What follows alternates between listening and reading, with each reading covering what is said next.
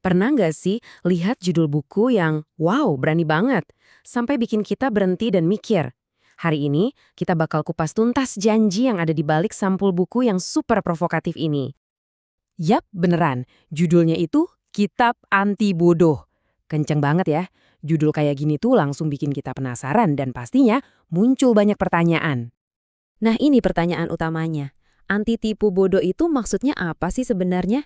Apakah ini artinya kita harus jadi jenius? Atau jangan-jangan ada makna yang lebih dalam yang coba disampaikan sama buku ini cuma dari sampulnya aja? Oke, pertama-tama kita bongkar dulu apa sih sebetulnya makna di balik judul yang kedengarannya sombong banget ini. Nah, ini dia poin kuncinya. Ini tuh sama sekali bukan soal skor IQ atau seberapa jago kamu ngitung.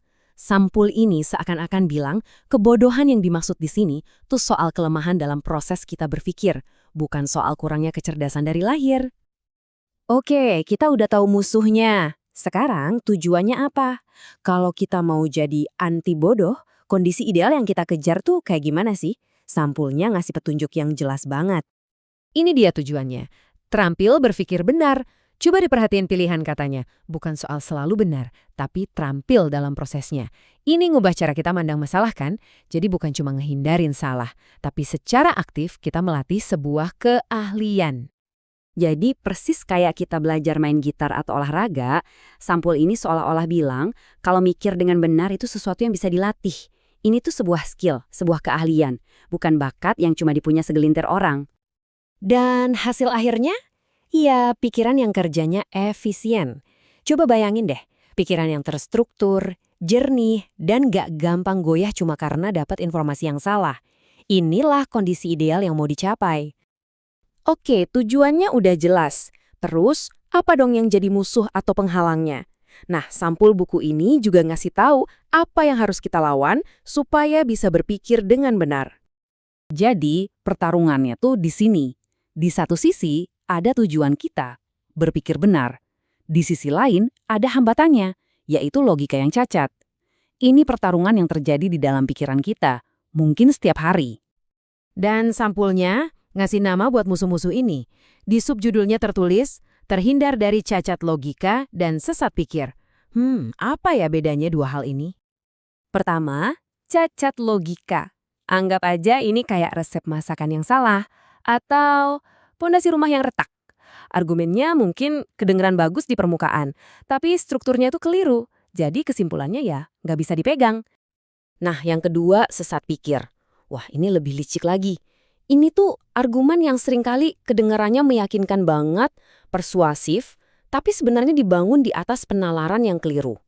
Tujuannya emang buat menyesatkan, entah itu disengaja atau enggak. Coba deh bayangin bedanya.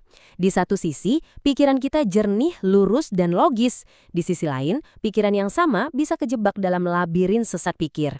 Nah, tujuannya adalah melatih diri kita supaya sadar pas kita lagi ditarik ke dalam jebakan itu. Coba diingat-ingat lagi. Pernah nggak sih dengerin orang ngomong dan rasanya ada yang aneh tapi kita nggak tahu salahnya di mana? Nah, kemungkinan besar kamu baru aja ketemu sama yang namanya sesat pikir. Oke, kita udah beda judulnya, tujuannya, sama hambatannya. Sekarang pertanyaan paling penting. Emangnya kenapa ini semua penting buat kehidupan kita sehari-hari? Manfaatnya tuh nyata banget loh. Kalau kita bisa berpikir jernih, keputusan kita jadi lebih baik. Dari soal duit sampai karir. Kita juga jadi lebih kebal sama manipulasi. Entah itu dari iklan atau berita hoaks. Kita bisa nyampain ide kita lebih efektif. Dan argumen kita jadi lebih kuat. Intinya sih, kita jadi bisa ngelihat dunia dengan lebih apa adanya.